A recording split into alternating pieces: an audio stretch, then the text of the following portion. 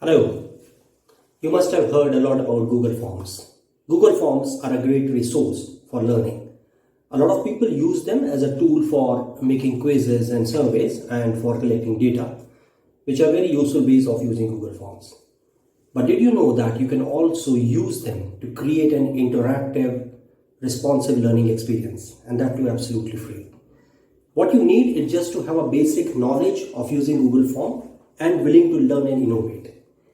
Myself Kashif, and I'm a learning experience designer having more than 5 years of experience in designing and developing digital content using various platforms.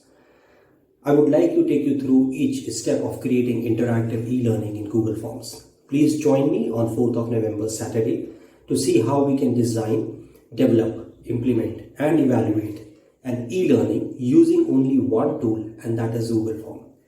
Please WhatsApp or call on the given number for registration and rest of the details. I will see you in the workshop. Happy learning.